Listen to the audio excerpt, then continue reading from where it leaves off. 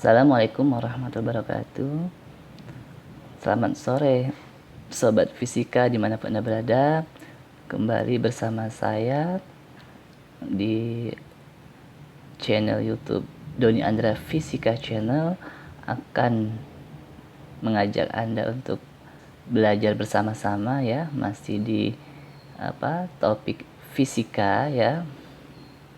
Nah, pada kali ini berbeda dari sebelum-sebelumnya. Kalau sebelumnya kita lebih mengangkat topik-topik fisika dasar, kemudian ke listrik ya. Nah, pada kesempatan kali ini kita akan belajar bersama terkait dengan mekanika kuantum. Nah, di sini saya akan menjelaskan salah satu bagian dari topik di mata kuliah mekanika kuantum, yaitu terkait dengan operator ya. Operator-operator yang biasa muncul di mekanika kuantum. Oke ya. Nah, di sini akan saya jelaskan nanti secara singkat bagaimana menentukan wakilan-wakilan dari masing-masing operator yang biasa kita jumpai di mekanika kuantum. Oke ya. Oke ya. Nah, biasanya kita di mekanika kuantum mengenal adanya operator posisi, biasanya disimbolkan dengan X topi seperti ini ya. Kemudian ada operator momentum P topi, kemudian ada operator energi kinetik, kita simbolkan dengan T topi ya. Kemudian ada operator Hamiltonan ya, simbolnya H, atau bisa juga disebut sebagai operator energi ya. Di sini Hamilton ini energi totalnya, energi mekaniknya ya. Nah, oke. Bagaimana operator? Jadi operator-operator itu nanti namanya operator ya, ketika dikenakan ke sesuatu maka akan hasilnya apa gitu ya. Ada kan dengan dikenai operator itu maka akan menghasilkan sesuatu yang lain gitu ya. Nah, oke. Nah, wakilan operator masing-masing operator sendiri ya sudah kita ketahui bersama ya. Untuk X, wakilan dari operator posisi itu adalah X itu sendiri ya ini. Kemudian wakilan dari operator momentum P itu negatif IH bar partial X ya. Kemudian kalau wakilan operator dari energi kinetik itu adalah negatif H bar kuadrat per 2M partial kuadrat per partial X kuadrat ya. Kemudian wakil operator dari Hamiltonan itu sendiri adalah negatif H bar kuadrat per 2M partial kuadrat partial X kuadrat. Dalam konteks ini saya di sini untuk kasus satu dimensi ya. Satu dimensi. Oke. Jadi menyesuaikan kalau 3 dimensi berarti kan plus ini ya, plus partial kuadrat partial y kuadrat plus partial kuadrat partial z kuadrat ya. Jadi menyesuaikan, tapi sementara kita menggunakan yang satu dimensi dulu ya. Oke, biar tidak saya hapus ya, biar tidak ini. Oke. Nah, bagaimana sih mendapatkan wakil-wakil operator ini? Mengapa P itu diwakilkan oleh ini ya? Nah, untuk membuktikannya kita kerjakan berikut ini ya. Oke ya, pertama kita buktikan kalau yang X tadi ya posisi tidak perlu lagi kita buktikan ya. Sederhana sekali ya. Nah, misalnya P operator momentum P ya. P itu ya, wakilan operator momentum itu min I habar partial X ya. Nah, oke, untuk mendapatkan wakilan ini bagaimana kita tinjau suatu fungsi gelombang, yaitu bagi partikel bebas ya, yaitu kondisi di mana Vx-nya sama dengan 0, maka persamaan fungsi gelombangnya ini ya, fungsi gelombangnya ini.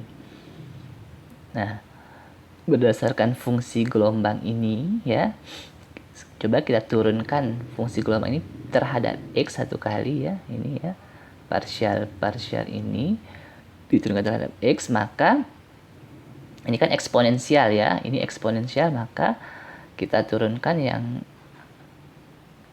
suku atasnya ini ya, berarti ini yang terhadap X, maka yang koefisien di depan X ini IK, berarti ya IK dikali A E pangkat IKX min omega T ya. Jadi, nah ini turunannya terhadap variabel X, kemudian kita perhatikan ini, suku ini tidak lain ini sendiri ya, C sendiri. Nah, sehingga partial C, partial X sama dengan IK C ini ya, bisa kita tulis seperti ini. Paham ya? Nah, oke, sekarang kita akan memanipulasi K-nya. K ini di sini wave number ya, bilangan gelombang. Wave number, bilangan gelombang ya. Omeganya seperti biasa ini ya, frekuensi angulernya gitu ya.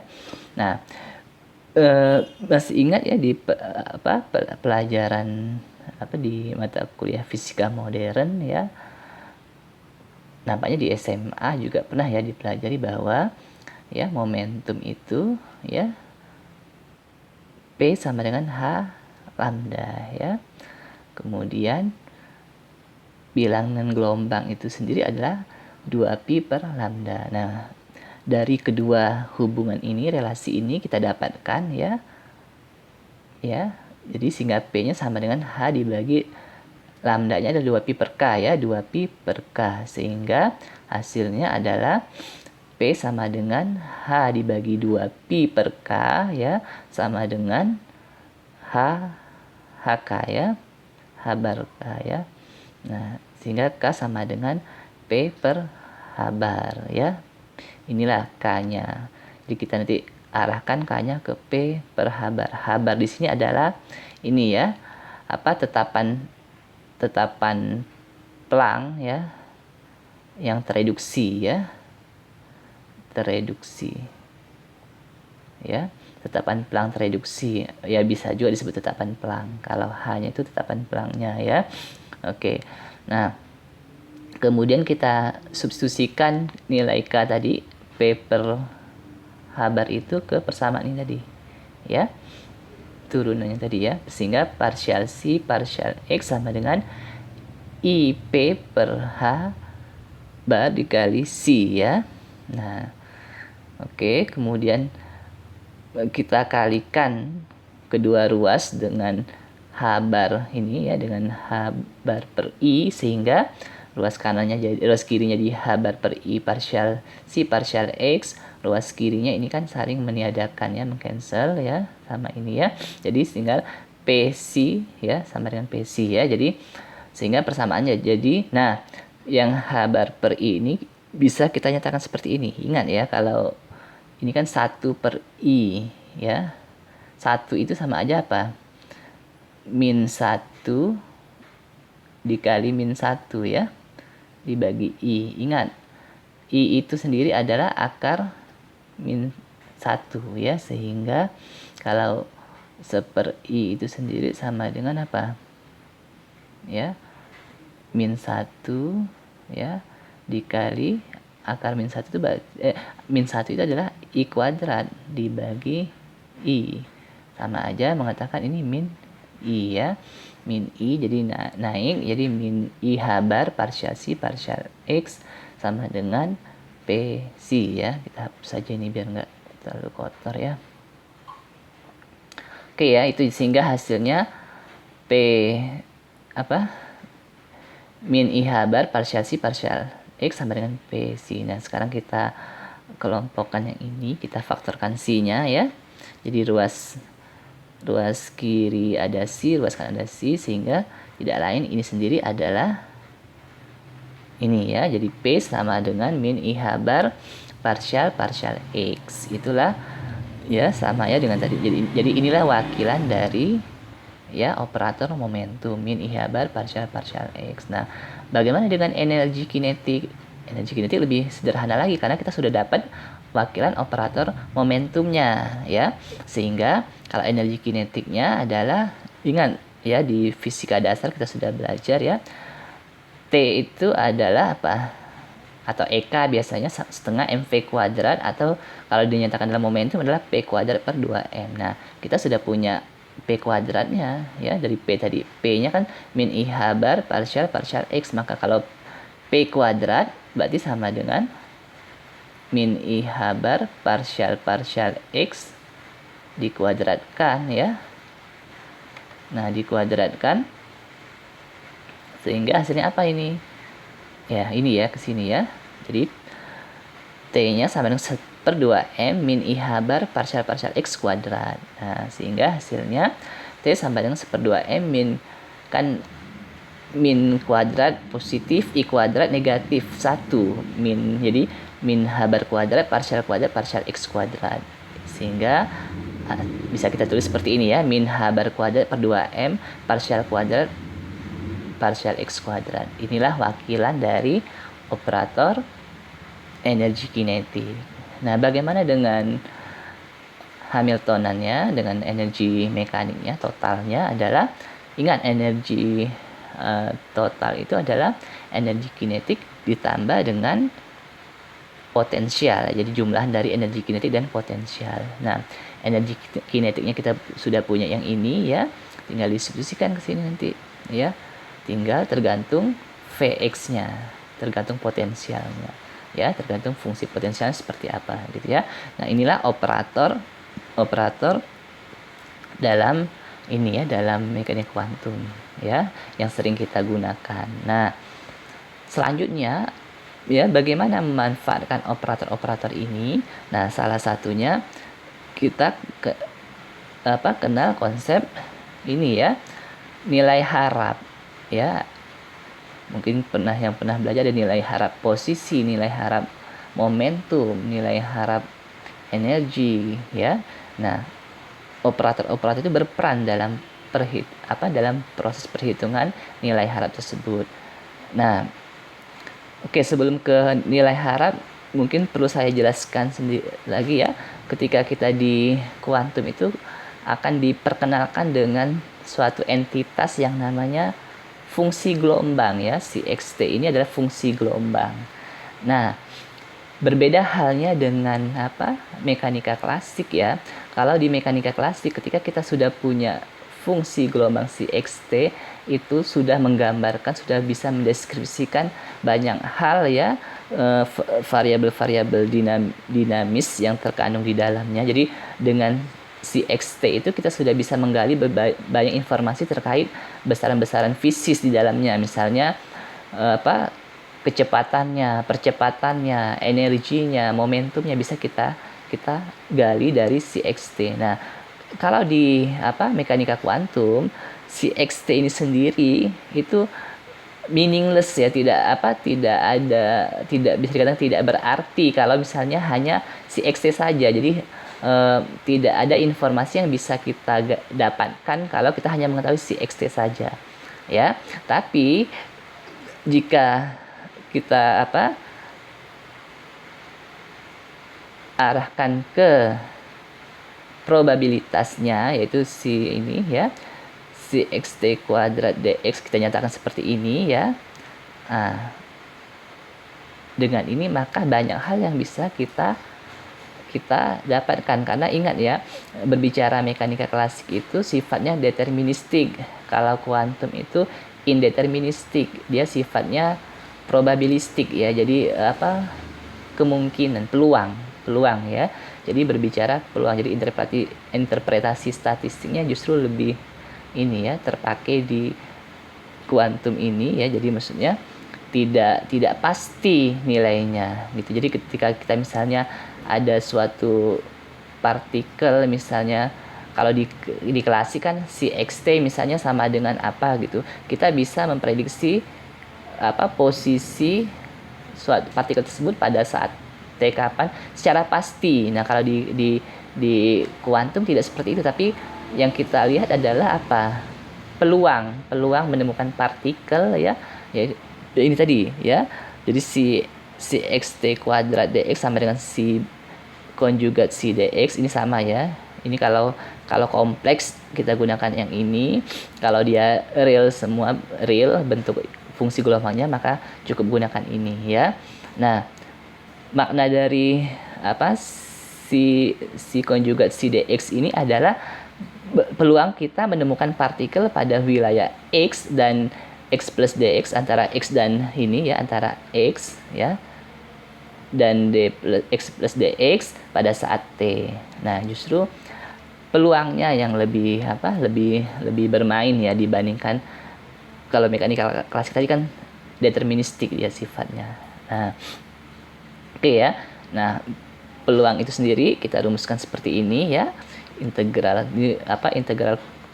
wilayah keseluruhannya di mana partikel itu berada gitu ya. Sehingga integral min infinite sampai infinite gitu ya. Negatif tak hingga sampai tak hingga dari si konjugat si dx. Ingat ya, si bintang ini si bintang ini adalah konjugat ya, konjugat kompleks dari si ya. Jadi kalau kalian sudah belajar bilangan kompleks ya di matematika fisika, harusnya sudah diperkenalkan dengan bilangan kompleks ya. Nah, ini bentuk kompleksnya, kalau bentuk kompleksnya berarti kan kalau ini negatif, yang ini positif ya, atau sebaliknya. Nah, kalau misalnya si ini real, maka bentuk konjugatnya sama dengan si itu sendiri ya. Jadi makanya ditulis pakai yang ini, si kuadrat ya. Oke. Nah, oke, ini ya udah saya sampaikan di sini, ditulis ya fungsi sebagai fungsi gelombang, kemudian si bintang itu adalah konjugat kompleks dari fungsi gelombang itu sendiri ya. Oke. Nah, biasanya gitu ya, kita butuh ya fungsi gelombang yang ternormalisasi ya. Jadi kalau ada fungsi gelombang ternormalisasi, maka peluang ya, jadi nilai peluang itu kan 0 sampai 1 ya. Jadi peluang menemukan ya partikel itu di wilayah secara keseluruhan itu adalah 1 ya. Misalnya ada sebuah partikel di suatu wilayah gitu, maka peluang menemukan partikel di keseluruhan wilayah itu adalah 1 ya, nggak mungkin lebih dari 1 ya. Nah, kurang dari 1 boleh kalau wilayahnya wilayahnya tercacah-cacah lagi, misalnya kita hanya meninjau wilayah tertentu, maka peluangnya bisa jadi kurang dari 1 gitu ya. Tapi tidak mungkin lebih dari 1. Jadi nilainya 0 sampai 1 peluang itu gitu. Jadi biasanya diminta fungsi yang ternormalisasi gitu ya. Nah, oke, kembali ke nilai harap tadi dengan menerapkan peran dari operator tadi ya. Nilai harap itu sendiri ya sederhananya dirumuskan seperti ini. Kalau ada suatu misalnya ini katakanlah besaran yang ini ya yang akan kita ukur, misalnya posisi misalnya, atau momentum, atau misalnya nilai harap dari Q, tidak lain adalah integral dari secara keseluruhan dari min tak hingga sampai tak hingga dari si konjugat dikali operator Q itu sendiri ya, ini operator Q ya, dikali fungsi gelombang yang C dV. dV di sini volume ya, artinya kalau misalnya dia hanya berupa garis satu dimensi, dx saja, ini saya tulis dx. Kalau dia 3 dimensi berarti dx, dy, dz ya, tergantung kalau koordinat kartesian. Kalau koordinat bola misalnya dr, dθ, dv boleh ya. Jadi ini ya, jadi sementara kita tinjau satu dimensi terlebih dahulu. Nah, oke, berarti kalau nilai harap posisi ya kita definisikan nilai harap posisi adalah integral min tak hingga sampai tak hingga dari si konjugat dikali wakilan dari operator posisi tadi X itu sendiri dikali si dx seperti ini ya. Kalau nilai harap X kuadratnya, maka ini diganti X kuadratnya. Paham ya? Oke ya. Kalau posisi sebetulnya masih relatif sederhana karena dia hanya dikali biasa saja ya, X-nya dikalikan biasa ya. X-nya boleh dipindah ke sini ya. Nah, oke. Nah, tadi saya katakan kalau di kuantum itu kan interpretasi statistik ya, peluang ya, lebih ke peluang gitu ya. Nah, kemudian ingat ini tadi nilai harap itu adalah nilai rata-ratanya ya, nilai rata expectation value gitu, itu nilai rata-ratanya. Nah, kita juga mengenal adanya istilah standar deviasinya ya. Standar deviasinya yaitu selisih dari ya nilai harap dari X kuadrat dikurang ya kuadrat dari ya nilai harap X-nya ya. Begini ya. Jadi selisih dari nilai harap X kuadrat dikurang kuadrat dari nilai harap X-nya gitu ya. Oke. Itu untuk nilai harap posisi. Nah, momentum juga sebetulnya sama saja gitu ya. Nilai harap momentum itu apa? Ya, P sama dengan ya integral min tak hingga sampai tak hingga dari si konjugat dikali operator momentum yang ini. Ingat operator momentum tadi apa? Si dx ya. Nah, kemudian kita ganti operator momentumnya. Ya, ini ya tadi yang kita dapatkan. Jadi inilah integral min tak hingga sampai tak hingga dari si konjugat min IH bar partial X si dx. Sama halnya untuk yang P kuadrat juga tinggal dikuadratkan wakilan operator momentumnya, kita dapatkan ini ya. Oke, nah standar deviasinya mirip juga dengan posisi tadi ya. Seperti ini ya. Nah, sehingga nanti kita bisa melihat prinsip ketidakpastiannya. Produk dari delta X delta P-nya itu apakah konsisten dengan prinsip ketidakpastian Heisenberg ya. Nah, bisa tinggal dikali saja ya kan. Kalau prinsip ketidakpastian itu kan apa? Lebih dari sama dengan H bar per 2 gitu ya. Oke. Nah, kalau yang untuk energi kinetiknya nilai harapnya tinggal diganti operator energi kinetiknya jadi min H bar kuadrat per 2M partial kuadrat partial X kuadrat ya. Kalau Hamiltonan juga begitu. Nah, hati-hati ya. Untuk momentum, energi kinetik dan Hamiltonan itu kalian harus hati-hati karena di sini ada apa?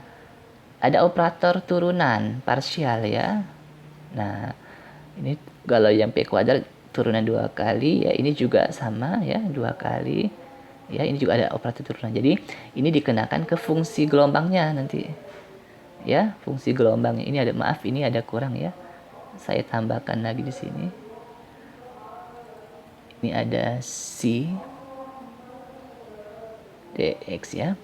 Nah, jadi hati-hati untuk yang momentum energi tadi ada operator diferensialnya ya gitu ya. Jadi dikenakan ke fungsi gelombangnya.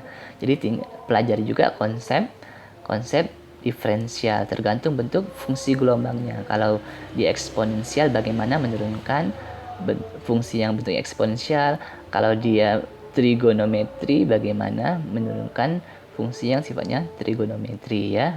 Insya Allah di SMA sudah dipelajari, mungkin juga di matematika dasar atau di matfis juga sudah dipelajari ya. Oke ya. Nah,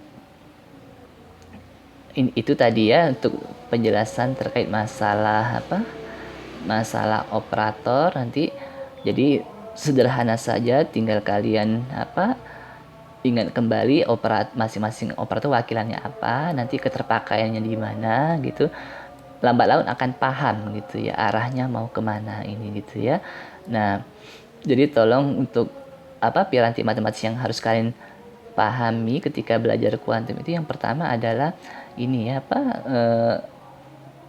teknik pengintegralan itu penting, kemudian konsep persamaan diferensial order 2 itu juga penting, kemudian konsep turunan ya diferensial juga penting itu dipelajari, kemudian bilangan kompleks itu juga ini. Nah, karena nanti yang kalau untuk integralnya terkadang ada fungsi-fungsi yang menurut kita untuk integralnya tingkat lanjut ya, misalnya fungsinya tidak umum bentuknya, mungkin karena kita kurang ya berlatih sehingga merasa ini kok bentuk integralnya kok agak aneh gitu ya. Jadi ya perlu dipersiapkan hal-hal semacam itu biar kita tidak terlalu banyak yang harus sudah sulit memahami kuantum itu sendiri, sulit juga karena kita piranti-pirantinya nggak begitu paham ya. Nah, untuk operator demikian yang bisa saya sampaikan ya. Mungkin kalau misalnya ada hal-hal yang kurang lengkap atau konsep yang masih keliru, tolong dikomentari di kolom, disampaikan di kolom komentar, atau bisa secara langsung menghubungi saya gitu ya. Harapannya dengan adanya masukan dari para sobat fisika dimanapun berada gitu ya, para warganet, sehingga konten-konten saya, pembelajaran yang saya berikan itu akan semakin berkualitas gitu, dan semoga bisa bermanfaat untuk siapapun yang mengunjungi channel YouTube saya gitu ya. Untuk penerapannya, tunggu ya, penerapannya akan saya sampaikan di contoh-contoh soal untuk menerapkan konsep untuk menentukan nilai harap tadi ya, gitu, dengan menerapkan operator-operator yang sudah kita perkenalkan ya. Terima kasih atas perhatiannya ya, semoga karya yang sederhana ini bermanfaat untuk semuanya, bisa menjadi salah satu referensi untuk belajar fisika gitu ya. Oke, jangan pernah putus asa untuk belajar fisika gitu ya. Jadi tidak ada ilmu yang sulit sebenarnya kalau kita benar-benar niat dan sungguh-sungguh untuk belajar gitu ya. Salam semangat untuk sobat fisika dimanapun berada gitu ya. Wassalamualaikum warahmatullahi wabarakatuh.